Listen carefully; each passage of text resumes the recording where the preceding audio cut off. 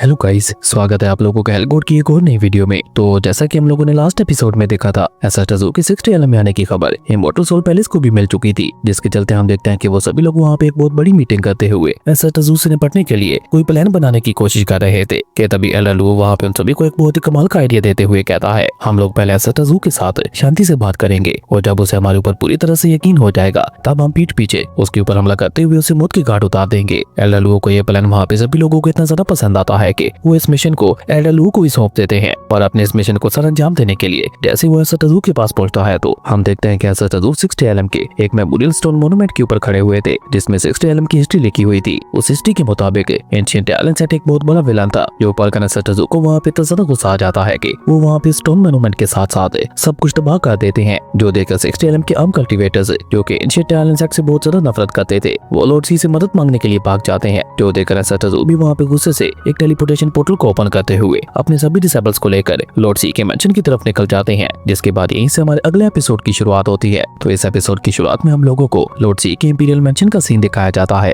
जहाँ पे न सिर्फ 60 एलम के काफी सारे कल्टीवेटर्स इकट्ठा हो चुके थे, बल्कि उसी के साथ साथ हम देखते हैं कि एसोटाज़ू भी अपने सभी डिसेबल्स के साथ वहाँ पे पहुंच जाते हैं, जहाँ पे एसोटाज़ू और उनके डिसेबल्स को देखकर इंपीरियल मेंशन के सभी कार्ड कल्टीवेटर्स वहाँ पे अपनी अपनी सोर्स को बाहर निकालते हुए कहते हैं, एलेंसेट के लोगों, तुम लोगों की हिम्मत कैसे हुई हमारे 60 एलम के अंदर कदम रखने की? ये हमारे 60 एलम के हेवनली डिवाइन एरिया है, जिसके अंदर तुम्हारे जैसे घटिया और खूनी लोग इंटर नहीं कर सकते। उन डिसेबल्स की ये बात सुनकर हम देखते हैं कि एसोटाज़ू तो वहाँ पे उन लोगों को कोई जवाब नहीं देते, लेकिन लिंकू वहाँ पे चिल्लाते हुए उन लोगों से कहता है, अगर हम लोग घटिया और विलन है तो फिर तुम लोग कौन हो और तुम लोग आखिर होते कौन हो? खुद को हेवनली डाउ समझकर हमें यहाँ पे आने से मना करने के लिए। लिंकू की ये बात सुनकर हम देखते हैं कि उन डिसेबल्स के लीडर वहाँ पे चिल्लाते हुए कहता है, ज्यादा बोले मत बनो, क्योंकि हमारे ऊपर तुम्हारी किसी भी बातों का बिल्कुल भी असर नहीं होने वाला। हम लोग अपनी हिस्ट्री में अच्छी तरह से पढ़ चुके हैं कि तुम्हारा एलेंसेट कितना ज्यादा ईवल है, इसलिए ये तो सोचने की गलती भी मत करना कि हम लोग तुम्हारी बातों में आ जाएंगे। हिस्ट्री में तुम्हारे एंशिएंट एलेंसेट ने जो कुछ भी किया था वो कभी भी नहीं बदलने वाला, इसलिए हम लोग भी तुम्हारे एलेंसेट के ऊपर कोई भी रहम नहीं दिखाने वाले, और यही हमारी 60 एलम की मर्जी है, हमारी मर्जी यानी हेवनली डाउ की मर्जी। उस डिसेबल की ये बात सुनकर हम देखते हैं कि बर्निक्रो वहाँ पे अजीब सा मुंह बनाते हुए कहता है, ये तुम कैसी बकवास बातें कर रहे हो? क्या तुम्हें अपनी बातें खुद भी समझ आ रही हैं? और ये कहकर बर्निक्रो वहाँ पे अपने कान बंद करते हुए कहता है, तुम्हारी बकवास सुनने से तो अच्छा है कि बंदा एक भैंस की आवाज को सुन ले, वो तुम्हारी बातों से ज्यादा लॉजिकल होगी। इसी दौरान हम देखते हैं कि लिंगू भी वहाँ पे आगे बढ़कर उन लोगों की बेइज्जती करते हुए कहता है, तो तुम लोग यहाँ पे ये कहना चाह रहे हो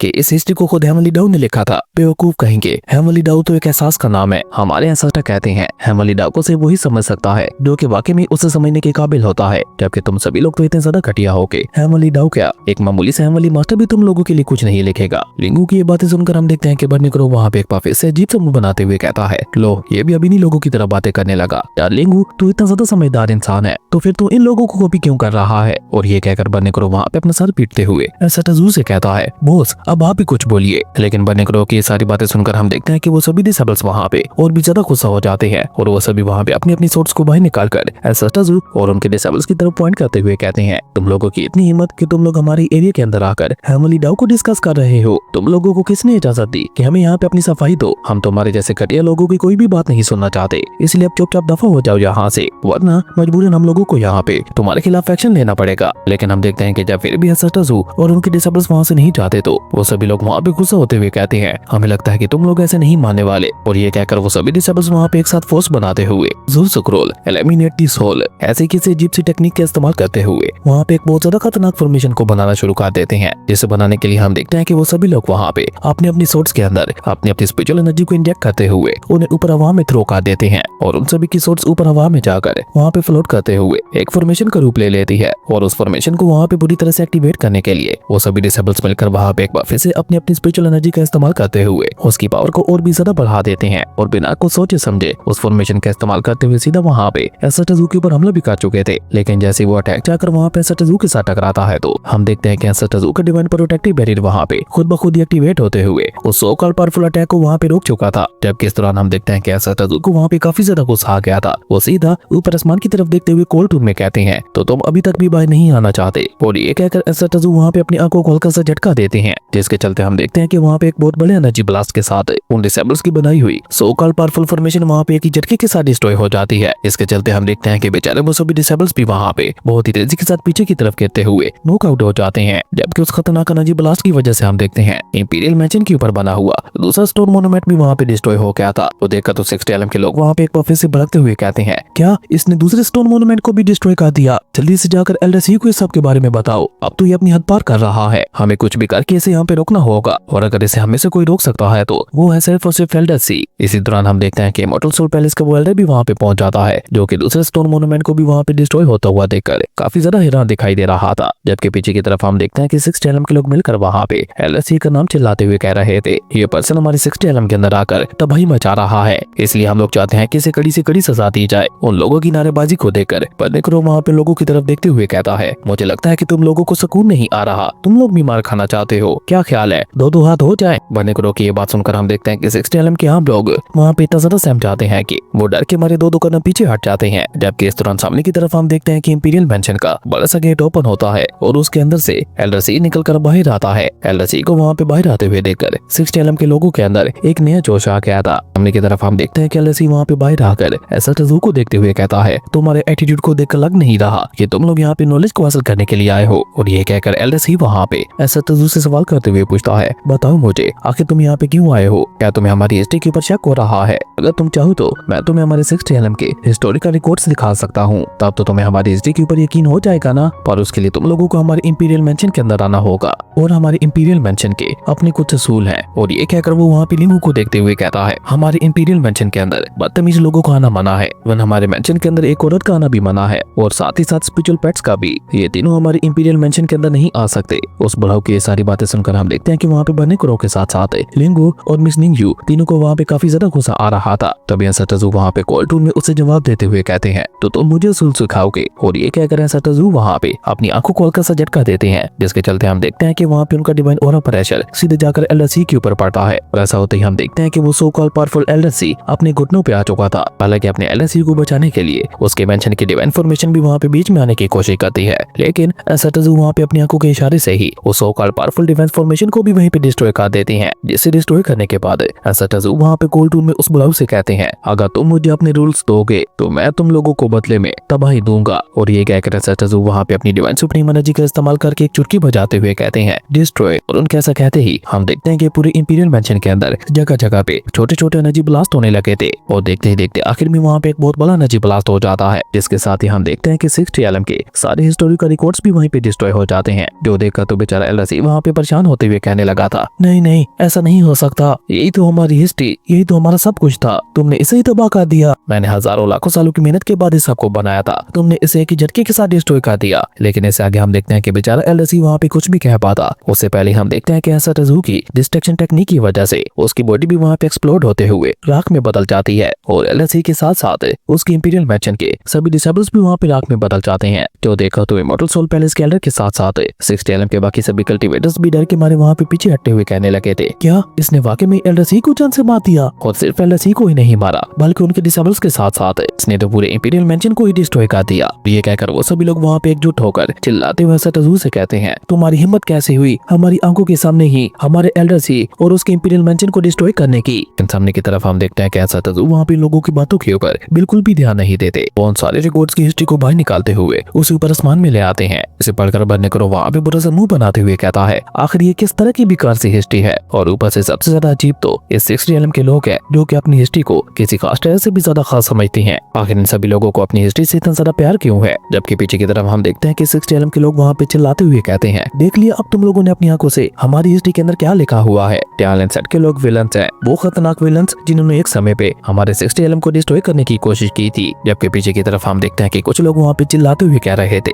टैलेंट सेट के लोगों को यहाँ से बाहर निकालो। जिस पैसा टजू तो वहाँ पे लोगों को कोई जवाब नहीं देते, लेकिन लिंगू वहाँ पे लोगों को जवाब देते हुए कहते हैं, बेवकूफो, इस हिस्ट्री को बस तुम लोगों का ध्यान खींचने के लिए लिखा गया था, वरना इस हिस्ट्री का सच्चाई के साथ कोई भी ताल्लुक नहीं है। अगर तुम लोगों को वाकई लगता है कि तुम लोगों की ये हिस्ट्री वाकई में ही सच है तो मुझे इसके बारे में बस एक फैक्ट बता दो, मैं मान लूंगा कि तुम लोगों की ये हिस्ट्री बिल्कुल सच है। जिस पे कल्टिवेटर वहाँ पे जवाब देते हुए कहता है, क्या ये फैक्ट कम नहीं है कि तुम लोग हमारे 60 एलएम के अंदर आकर हर किसी को मार रहे हो, जैसा कि हमारी हिस्ट्री में टैलेंट सेट के लोगों के बारे में बताया गया था। तुम लोग भी बिल्कुल वैसे ही हो। जब भी कोई तुम लोगों के खिलाफ बात करता है तो ये बात तुम लोगों से बर्दाश्त नहीं हो पाती और तुम लोग उसका मुंह बंद करने के लिए उसे ही खत्म कर देते हो। इसी वजह से तो तुम लोगों ने हमारी आंखों के सामने ही हमारे इंपीरियल मेंशन को डिस्ट्रॉय कर दिया। याद रखना, तुम लोग ये सब पूछ करके बच नहीं पाओगे, हैमर तुम लोगों को जरूर से पनिश करेगा। के पीछे की तरफ हम देखते हैं कि बर्निक्रो वहाँ पे गुस्सा होकर चिल्लाते हुए कहता है, अपनी बकवास बंद क्यों नहीं कर देते? लेकिन जब वो वो सभी लोग वहाँ पे फिर भी खामोश नहीं होते तो बर्निकुरो वहाँ पे सटजू के पास जाते हुए कहता है, बॉस मुझे नहीं लगता कि ये लोग शांत होने वाले हैं, इन सभी को भी खत्म कर दो, कम से कम इन लोगों की टटर से तो जान छूटे। बर्निकुरो की ये बात सुनकर हम देखते हैं कि सटजू उसे वहाँ पे कोई जवाब नहीं देते। वो उल्टा वहाँ पे आसमान की तरफ देखकर कोल्ड टून में कहते हैं,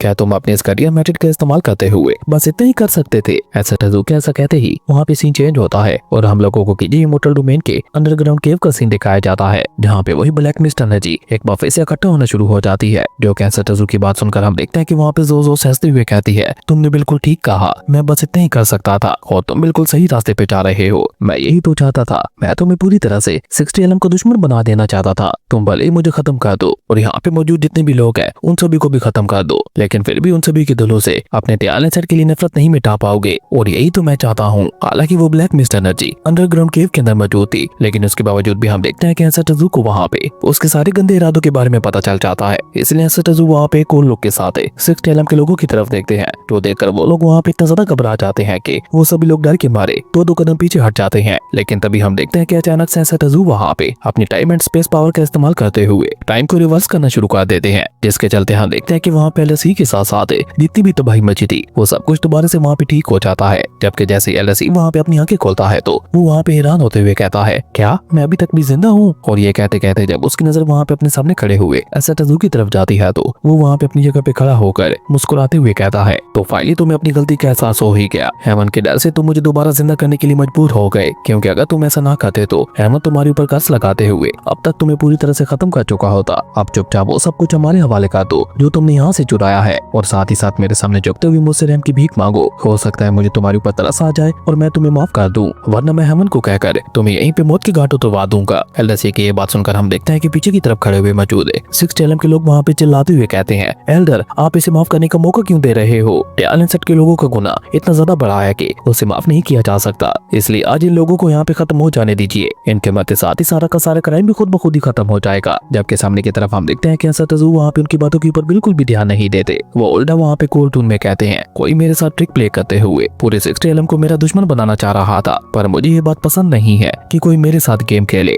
सटजू की ये बात सुनकर हम देखते हैं कि वो बड़ा एल्डर जो कि अब तक वहाँ पे मुस्कुरा रहा था, अचानक से वो वहाँ पे काफी ज्यादा परेशान हो जाता है। जबकि हम देखते हैं कि सटजू वहाँ पे अपनी बात आगे बढ़ाते हुए कहते हैं, अब जब तुम इतने यकीन के साथ कह रहे हो कि वाकई तुम सच्चे हो तो क्यों न ये बात एमिली डव से ही पूछ ली जाए। सटजू की ये बात सुनकर हम देखते हैं कि वो बड़ा वहाँ पे हकलाते हुए कहता है, तुम क्या कहना चाहते हो? लेकिन तभी हम देखते हैं कि अचानक से वहाँ पे सटजू अपने पाँव को नीचे जमीन पे पटकते हुए एमिली डव जजमेंटल प्लेटफॉर्म बनाना शुरू कर देते हैं, जो देखकर तो बेचारे 60 एलएम के लोगों की आंखें वहाँ पे बाहर आने को हो गई थी। और तब तक हम देखते हैं कि सटजू वहाँ पे एमिली डव जजमेंटल प्लेटफॉर्म को पूरी तरह से बना देते हैं, जहाँ उसके एक तरफ सटजू खड़े थे और दूसरी तरफ वो बड़ा एलएसई खड़ा था। और अचानक से खुद को वहाँ पे एमिली डव जजमेंटल प्लेटफॉर्म के ऊपर पाकर वो बड़ा भी वहाँ पे हैरान होते हुए कहता है, ये तो वाकई ही एमिली डव जजमेंटल प्लेटफॉर्म है। और ये कहकर वो वहाँ पे घबरा कर पीछे हटते हुए कहता है, नहीं नहीं ऐसा नहीं हो सकता, ये तो इम्पॉसिबल है। 60 एलएम के अंदर वो लाइन एज न जाने कब की खत्म हो चुकी है, जो कि एमिली डव जजमेंटल प्लेटफॉर्म को बनाना चाहते थे। उस लाइन एज के खत्म होते साथ ही एमिली डव जजमेंटल प्लेटफॉर्म भी खत्म हो गया था। तो फिर इसने ये कैसे किया? के पीछे की तरफ हम देखते हैं कि 60 एलएम के लोग खड़े हुए एलएसई को हौसला बढ़ाने की कोशिश कर रहे थे,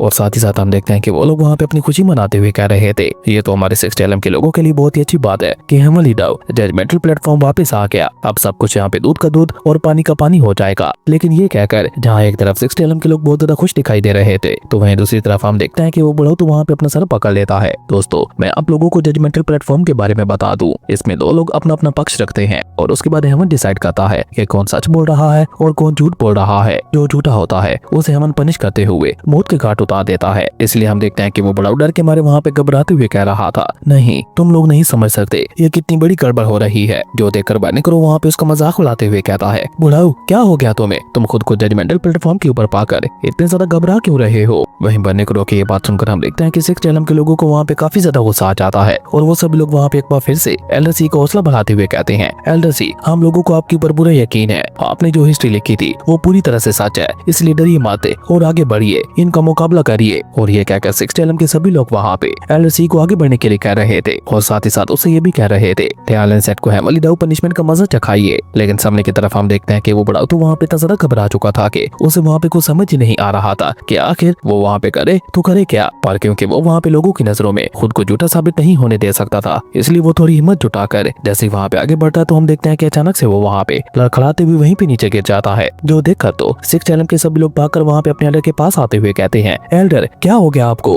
आप ठीक तो हो ना। जिस पे एल्डर सी वहाँ पे उन लोगों को जवाब देते हुए कहता है, मेरा सर बहुत जोर से दर्द कर रहा है, मुझे कुछ समझ नहीं आ रही कि मैं यहाँ पे क्या करूँ। जिस पे वो सभी लोग वहाँ पे एक बार फिर से एल्डर सी को हौसला बढ़ाते हुए कहते हैं, एल्डर आप चिंता मत करो, हम लोग आपके आगे बढ़ने में मदद करते हैं। और ये कहकर वो दोनों कल्टीवेटर वहाँ पे एल्डर सी को दोनों तरफ से उठाकर हेवनली डाउ जजमेंटल प्लेटफॉर्म के बीचों बीच ले जाने लगते हैं, जो देखकर तो वो बड़ा वहाँ पे नाना में अपना सर हिलाते हुए कह रहा था, नहीं ऐसा मत करो, रुक जाओ, इसकी कोई जरूरत नहीं है, हम लोग जानते हैं ना कि हमारी हिस्ट्री क्या है, तो फिर भला हम लोगों को इस हेवनली डाउ जजमेंटल प्लेटफॉर्म की क्या जरूरत है। लेकिन उसके बावजूद भी हम देखते हैं कि वो बड़ा तो वहाँ पे आगे बढ़ने से घबरा रहा था, जो देखकर मिसनिंग यू वहाँ पे मुस्कुराकर उसका मजाक उड़ाते हुए कहती है, क्या हो गया महान एल्डर को, क्या आपको डर लग रहा है। तभी बन्ने क्रो भी आगे बढ़कर वहाँ पे उसका मजाक उड़ाते हुए कहता है, बुढ़ाओ क्यों खुद को तकलीफ दे रहे हो, चुपचाप अपनी गलती मान क्यों नहीं लेते। अगर हेवनली डाउ ने फैसला करते हुए तुम्हें सजा दे दी तो तुम न सिर्फ अपने लोगों की नजरों में झूठे साबित हो जाओगे, बल्कि उसी के साथ साथ मारे भी जाओगे। बन्ने क्रो की ये बात सुनकर हम देखते हैं कि एल्डर सी वहाँ पे उम्मीद भरी नजरों से अपना सर ऊपर उठाकर एसएटजू की तरफ देखता है, जो देखकर एसएटजू उसे वहाँ पे कोल्ड टून में कहते हैं, क्या हो गया, तुम डर रहे हो। और ये कहकर एसएटजू वहाँ पे अपनी टाइम एंड स्पेस पावर का इस्तेमाल करते हुए टेलीपोर्ट होकर सीधा वहाँ पे हेवनली डाउ जजमेंटल प्लेटफॉर्म के बीचों बीच आ जाते हैं। और जैसे एसएटजू के कदम वहाँ पे हेवनली डाउ जजमेंटल प्लेटफॉर्म के ऊपर पड़ते हैं, तो ऐसा होते ही हम देखते हैं कि अचानक से वहाँ पे एसएटजू की चारों तरफ एक स्पिरिचुअल लोटस फ्लावर बनने लगा था। और वो कोई आम गोल्डन स्पिरिचुअल लोटस फ्लावर नहीं था, बल्कि वो 12 से भी ज्यादा लेयर्स वाला अब तक का सबसे ज्यादा powerful golden spiritual lotus flower था, जिसे देखकर तो बेचारे 6 एलएम के लोगों का मुंह वहाँ पे खुला का खुला रह गया था। वो सभी लोग वहाँ पे एक साथ ही चिल्लाते हुए कहते हैं, इसका मेरिट तो स्पिरिचुअल गोल्डन लोटस है। मैं आपको बता दूं कि हेवनली डाउ जजमेंटल प्लेटफॉर्म के ऊपर एक मेरिट होता है, जो कि हर किसी को उसकी अच्छाई के मुताबिक जज करता है। और एक लोटस फ्लावर सिर्फ तभी बनता है जब कोई पूरे यूनिवर्स को बचाता है या फिर इवननेस को खत्म करता है। पर आज तक किसी का भी मेरिट गोल्डन लोटस फ्लावर के अंदर नहीं आया था। और यही बात बेचारे 6 एलएम के लोगों को वहाँ पे बहुत ज्यादा परेशान कर रही थी। और सबसे बड़ा झटका तो उन लोगों को वहाँ पे तब लगता है जब वो सभी लोग वहाँ पे गोल्डन लोटस फ्लावर की 12 लेयर्स को देखते हैं, जिसे देखकर तो उन सभी लोगों के चेहरे वहाँ पे सफेद पड़ चुके थे। इसके साथ ही उन लोगों को वहाँ पे यकीन हो गया था कि एसएटजू झूठ नहीं बोल रहे थे, बल्कि वो तो किसी डिवाइन गॉड से भी ज्यादा सच्चे हैं। इवन हम देखते हैं कि कुछ लोग तो वहाँ पे ये भी सवाल कर रहे थे कि एक इंसान होते हुए इस तरह का मेरिट होना पॉसिबल है। इवन हम देखते हैं कि ये सब कुछ देखकर तो वो बड़ा एल्डर सी तो कोमा में जा चुका था, उसे वहाँ पे अपनी मौत साफ साफ दिखाई दे रही थी। और जब वो थोड़ा गौर से एसएटजू को देखता है तो उसे वहाँ पे एसएटजू के रूप में मास्टर जूजियान दिखाई देते हैं। और मास्टर जूजियान को देखकर वो बड़ा इतना ज्यादा घबरा जाता है कि वो लड़खड़ाते हुए वहाँ से पीछे हटने की कोशिश करने लगा था, जो देखकर 6 एलएम के लोग वहाँ पे परेशान होते हुए कहते हैं, एल्डर सी आपको क्या हो गया। जबकि वो बड़ा तो हम देखते हैं कि लगातार वहाँ पे एसएटजू को घूरते हुए कह रहा था, कौन हो तुम, बताओ मुझे, आखिर तुम्हारा जूजियन के साथ क्या रिलेशन है, तुम्हारे अंदर मुझे इमॉर्टल मास्टर जूजियन की झलक क्यों दिखाई दे रही है। तो इसका मतलब है कि तुम जूजियन के डिसेबल हो और तुम 6 एलएम के अंदर ऐसे ही नहीं आए थे, बल्कि अपना बदला लेने के लिए आए थे। हाँ मुझे पक्का यकीन है ये अपना बदला लेने के लिए आया है। और ये कहकर हम देखते हैं कि वो बड़ू लगातार वहाँ पे घबराते हुए पीछे हटने की कोशिश करने लगा था। और ये कहकर वो बड़ू डर के मारे वहाँ पे चिल्लाते हुए कहता है, प्लीज प्लीज मुझे मारना मत मारो मुझे। उस बड़ू की ये बात सुनकर हम देखते हैं कि एसएटजू उसे वहाँ पे कोल्ड टून में जवाब देते हुए कहते हैं कि अब बहुत ज्यादा देर हो चुकी है। और ये कहकर हम देखते हैं कि एसएटजू वहाँ पे एक बार फिर से टेलीपोर्ट होते हुए सीधा उस बड़ू के सामने पहुंच जाते हैं। अब हेवन को अपना फैसला सुनाना था, कौन सच्चा है और कौन झूठा। जैसे एसएटजू उस बड़ू के सामने पहुंचते हैं तो अचानक से हम देखते हैं कि ऊपर आसमान में हेवनली ट्रेवल्यूशन बनने लगती है, जिसे देखकर तो वो बड़ा वहाँ पे इतना ज्यादा घबरा जाता है कि वो एसएटजू के सामने हेम की भीख मांगते हुए कहने लगा था, मैं मानता हूँ मैं गलत था, मैंने वो गलत हिस्ट्री बनाई थी, सब कुछ मैंने जानबूझ के किया था, प्लीज मुझे माफ कर दो, मैं ऐसी गलती दोबारा कभी नहीं करूंगा, मुझे अपनी गलती का एहसास हो गया है, प्लीज एक बार मुझे माफ कर दो। उस बड़ाऊ की ये बात सुनकर हम देखते हैं कि एसएटजू उसे वहाँ पे कोल्ड टून में जवाब देते हुए कहते हैं, नहीं तुम्हें माफी नहीं मिलेगी, अब जो चाहे मर्जी हो जाए तुम्हें मरना ही होगा। और एसएटजू कैसा कहते ही हम देखते हैं कि अचानक से वहाँ पे उस बड़ाऊ के ऊपर बहुत ज्यादा powerful heavenly golden thunder lighting आके गिरती है, जो कि जैसे उस बड़ाऊ के साथ टकराती है तो हम देखते हैं कि उस बड़ाऊ की बॉडी वहाँ पे राख में बदल जाती है, जिसके साथ ही उस बड़ाऊ का खेल वहीं पे खत्म हो गया था। जो देखा तो 6 एलएम के लोग वहाँ पे परेशान होते हुए कहने लगे थे, नहीं ऐसा नहीं हो सकता, भला एलएससी झूठे कैसे हो सकते हैं। जिस पे कल्टीवेटर वहाँ पे इन सभी लोगों को चुप करवाते हुए कहता है, अपनी बकवास बंद करो, क्या हेमंत झूठा फैसला करेगा। एसएटजू ने वाकई यहाँ पे बहुत अच्छी प्लानिंग की थी, अगर उन्होंने उसी समय एलएससी को मौत के घाट उतार दिया होता तो उससे वाकई 6 एलएम के लोगों में टैन एंड सेट के लिए नफरत और भी ज्यादा बढ़ जाती। आप एसएटजू की स्मार्टनेस को 100 में से कितने पॉइंट दोगे, नीचे कमेंट करके जरूर बताना। जबकि सामने की तरफ हम देखते हैं कि 6 एलएम के लोगों को तो अभी तक भी वहाँ पे अपनी आंखों पे यकीन नहीं हो रहा था। वो एक दूसरे का मुंह देखते हुए कह रहे थे, एल्डर सी मारे गए, इसका मतलब है कि वो झूठे थे, यानी कि आज तक हम सभी लोग अपनी जिस हिस्ट्री के ऊपर यकीन करते हुए आ रहे थे वो सारी झूठी है। आखिर उस बुढ़ाऊ ने हमारे साथ ऐसा क्यों किया, क्यों हम लोगों को धोखे में रखा? हमें ये पहले ही समझ जाना चाहिए था जब वो प्लेटफॉर्म के ऊपर जाने से डर रहा था। इसी तरह वो सभी लोग वहाँ पे आपस में खुसर फुसर करने लगे थे। किसी को वहाँ पे कुछ समझ नहीं आ रहा था, क्या वो लोग आगे करें तो करे क्या। बीच हम देखते हैं कि गैल्डर वहाँ पे एसाटाज़ू को देखते हुए कहता है, तो फिर आखिर हमारी असली हिस्ट्री है क्या? ये बात सिर्फ और सिर्फ हम लोगों को एसाटाज़ू ही बता सकते हैं। और ये कहकर हम देखते हैं कि सिक्स्थ एलम के वो सभी लोग मिलकर वहाँ पे एसाटाज़ू से रिक्वेस्ट करते हुए कहते हैं, एसाटाज़ू हम सभी लोग आपसे रिक्वेस्ट करते हैं, प्लीज हम लोगों को हमारे सिक्स्थ एलम की सच्ची हिस्ट्री के बारे में बताइए, जैसे आज तक हम सभी लोगों को अनजान रखा गया। और ये कहकर वो सभी लोग वहाँ पे एसाटाज़ू से रिक्वेस्ट करते हुए एसाटाज़ू के सामने अपना सर झुका लेते हैं। देखकर तो एसाटाज़ू के सभी डिसेबल्स के फेस के ऊपर भी स्माइल आ चुकी थी, जबकि हम देखते हैं कि एसाटाज़ू वहाँ पे अपनी डिवाइन सुप्रीम एनर्जी का इस्तेमाल करते हुए एक चुटकी बजा देते हैं, जिसके साथ ही हम देखते हैं कि हेवनली डाउ जजमेंटल प्लेटफॉर्म वहीं पे खत्म हो गया था और वो सभी लोग वापस अपनी रियल वर्ल्ड में आ जाते हैं, जहाँ पे एसाटाज़ू अपनी डिवाइन सुप्रीम एनर्जी का इस्तेमाल करते हुए सिक्स्थ एलम की फेक हिस्ट्री को चेंज करते हुए उन्हें उनकी ट्रू हिस्ट्री दे देते हैं, जिसके अकॉर्डिंग टियानलेन सेक्ट कीजी इमोर्टल डोमेन यानी कि पूरे सिक्स्थ एलम का रक्षक था। टियानलेन सेक्ट के लोग सिक्स्थ एलम के लोगों को वेपन रिफाइनिंग में मदद करते थे ताकि वो लोग अपने दुश्मनों का मुकाबला कर सके। एसाटाज़ू के बाद हम देखते हैं कि मिस निंगयू और बर्निक्रो वहाँ पे अपनी बात आगे बढ़ाते हुए कहते हैं, टियानलेन सेक्ट के दिए हुए ट्रेस की मदद से ही इस पूरे सिक्स्थ एलम को बनाया गया था। जिसके बाद एसाटाज़ू वहाँ पे कोल्टून में उन सभी लोगों से कहते हैं, सच्चाई के ऊपर झूठ की जितनी मर्जी पर्दे लपेट दिया जाए, एक न एक दिन सच्चाई सामने आकर ही रहती है और यही सबसे बड़ी सच्चाई है। एसाटाज़ू कैसा कहते ही हमारा ये कमाल का एपिसोड यहीं पे खत्म हो गया था। दोस्तों अगर आप लोगों को ये वीडियो अच्छी लगी तो लाइक कर दें और अगर चैनल पे नए आए हो तो सब्सक्राइब करते जाना। तो मिलता है एक न्यू वीडियो में, तब तक के लिए बाय।